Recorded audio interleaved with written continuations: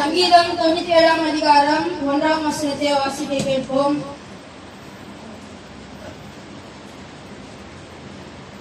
கர்த்தர் ராஜரீகம் பண்ணுகிறார்.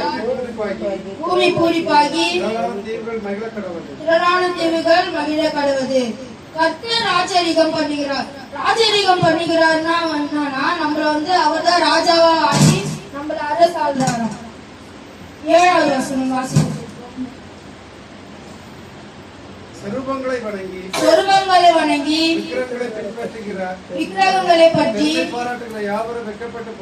பெருமை பாராட்டுகிற யாவரும் வெட்கப்பட்டு போவார்களாக.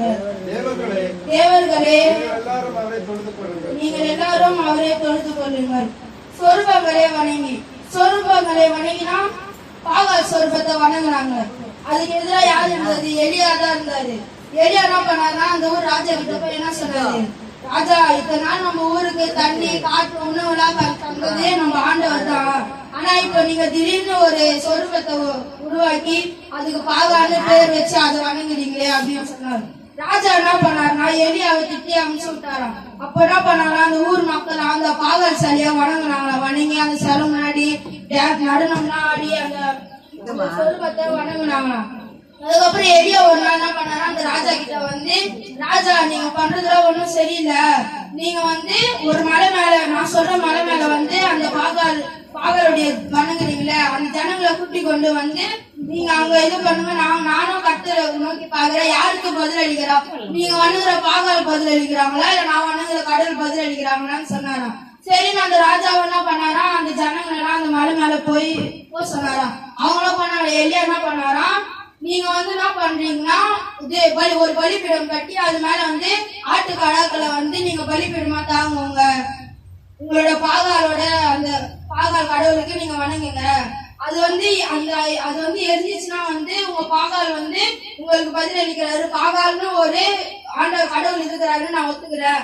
அதே மாதிரி நானும் இனிமே பண்றேன். நம்ம யாருல கடவுள் பதில் அளிக்கிறாரோ அவங்களதான் இனிமே இந்த ஊருக்குள்ள வணங்கணும் அப்படின்னு எலியா சொன்னார். சரி, என்ன பண்ணாங்கன்னா இந்த பாகால வணங்குற ஜனங்கள்லாம் என்ன பண்ணாங்கன்னா பாகால வணங்க அந்த பலிப்பீடம் கட்டி அது மேல ஆட்டு கடாக்களை வச்சு பலிப்பீடம் பண்ணி அதே மாதிரி நடனம்னா ஆடி பாகாலே வா அப்படின்னு கூப்பிட்டாங்க. காலையில இருந்து ஈவினிங் சாயங்காலம் வரைக்கும் பண்ணிருந்தாங்க. ஒன்னும் பதில் இல்லையா. எலியா என்ன பண்ணாரா, இப்ப நான் தான் பண்ணணும் அப்படின்னு எலியா ஒரு பலிப்பீடம் கட்டி அது மேல ஆட்டு கடாக்கள் எல்லாம் வச்சு என்ன பண்ணாரா, 10 குடம் தண்ணி ஊத்த சொன்னாராம். 10 குடம் தண்ணி ஊத்தினாங்க. செம்ம ஈரமாயிடுச்சா எல்லாமே. 10 குடம் தண்ணி ஊத்தி என்ன பண்ணாரா, ஆண்டவரை நோக்கி கூப்பிட்டாராம். ஆண்டவரே, இந்த ஜனங்களுக்கு நீர் ஒருவரே தேவன், நீங்க நிரூபிங்கப்பா அப்படின்னு போட்டுனாரா. உடனே மேல இருந்து ஆண்டவர் அக்கினை வர வச்சு அதை எழுப்பினாரா. என்ன பண்ணாரா, பாகால் ஜனங்களாம் ஆண்டவரை தொழுதாங்களாம். ஆண்டவரே, நீர் ஒருவரே எங்களுக்கு தேவன், நாங்க தப்பு செஞ்சிட்டோம்ப்பா, எங்களை மன்னிச்சிடுங்க அப்படின்னு சொன்னாங்க. நம்மள என்ன பண்ணோம், ஆண்டவர் கூப்பிட்டாதான் அவர் நம்மளுக்கு பதில் அளிக்கும். கூப்பிட்டா அப்படின்னாடா நம்மளுக்கு ஒரு ஆண்டவர் இருக்கிறாரு, அவர் நம்மளுக்கு பதிலே